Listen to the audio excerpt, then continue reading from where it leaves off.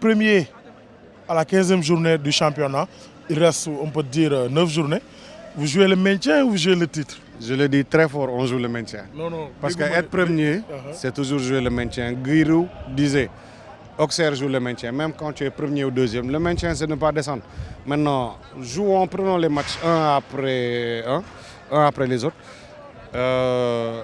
On voit que la mayonnaise n'a pas encore fonctionné. Entre le milieu de terrain, il y a beaucoup de départs et beaucoup d'arrivées. 8 départs, 8 arrivées. Soyons patients. L'équipe se cherche entre Abouta, le numéro 9, Bangoura, Badara Badji, Adama Diara. Il y a 4 numéros 9. Soyons patients. On avait une force qui était Mbaye. Maintenant, il faut diversifier. On était plus fort avec Mbaye, mais grâce à sa vente, l'équipe a pu se diversifier et ne plus avoir une seule arme à son cou. Aujourd'hui, on a Malik Ndoye, produit du club, qui met 2 buts, comme Mbaye était un produit du club. Demain, il y aura Youssouf Sanyang. Après-demain, il y aura Daouda Kamara de Dorfop. Il y a Khalifa qui est à Diamono. Il y a beaucoup de pépites qui montent, donc soyons patients. Mais on ne peut pas battre toutes les équipes chaque jour 4-0, 5-0. Mais ce qu'on aime, c'est la réaction. Même si on devrait ne pas être dans cette situation.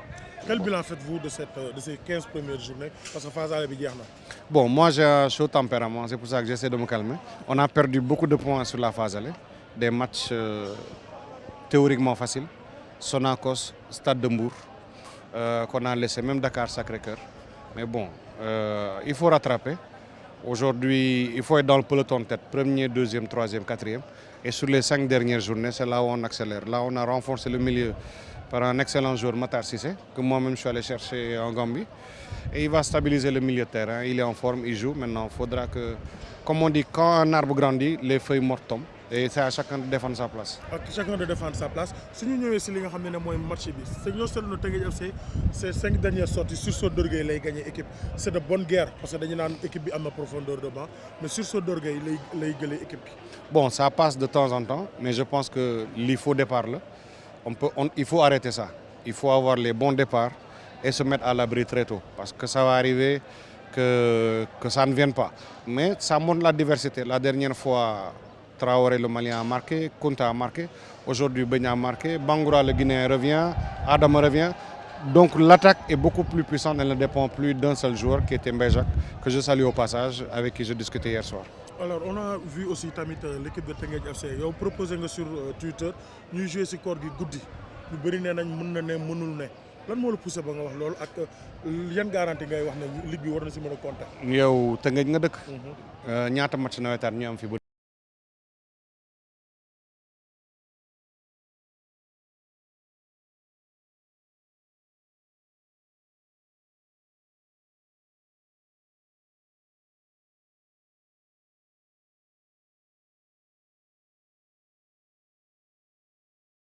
Wakam, Tafasek, Latir, on se connaît tous.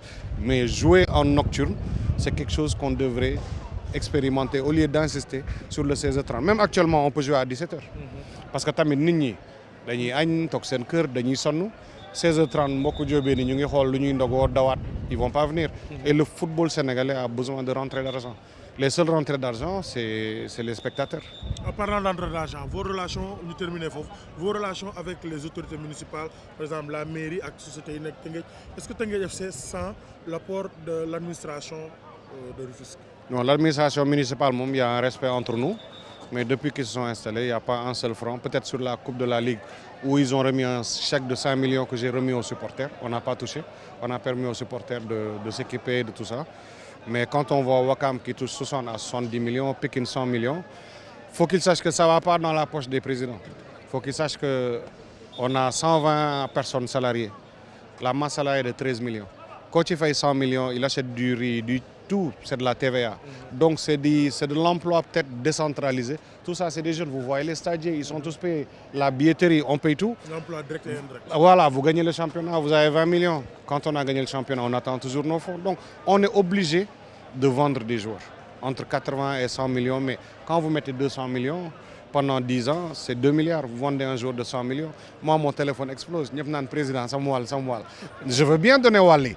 Mais quand je dépense aussi, c'est ça l'actionnariat. Beaucoup de gens disent, ouais, les présidents de club, ouvrez. Moi, je suis un financier. Ouvrez. Moi, je suis prêt à ouvrir le capital de Teungueth. Mais donc, si pas Omar dit, je vais acheter 30%, je dis, ok, prends tes 30%. J'ai 70%. Mais si on doit 10 millions de dépenses, si je dépense 7 millions, tu dépenseras 3 millions. Mais ça ne va pas exister. On ne peut pas être capitaliste et dire on veut des actions et ça va pas marcher. Il faut que l'État diape si. Sinon, vous allez former un Mbaye Jacques, il gagne en 200, 300 000. Un autre club vient, lui propose 5, 6 millions. Il ne va pas rester. Il n'y a aucun journaliste qui va rester. C'est des salaires de ministre. Pas Omar Fall. Il a en 300, 400 000. Tunisie lui propose 500, 800 000. Il n'y a pas une grande différence, mais il dit qu'il faut qu'il parte.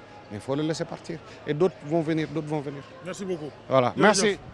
Alors, Pour l'interview. merci beaucoup. Alors, ñu ngi leen di jox dig daje beneen yoon incha allah si lépp loo xam ne mooy actualité sport en tout cas ñu ngi fii suba ñu ngi leen di jox dig daje AS Pikine contre ki nga xam ne moom mooy Linguère sur Seneweb TV jaa ngeen jëf di gërëm sama gars yi nag Modou Diop ak Mbodj sur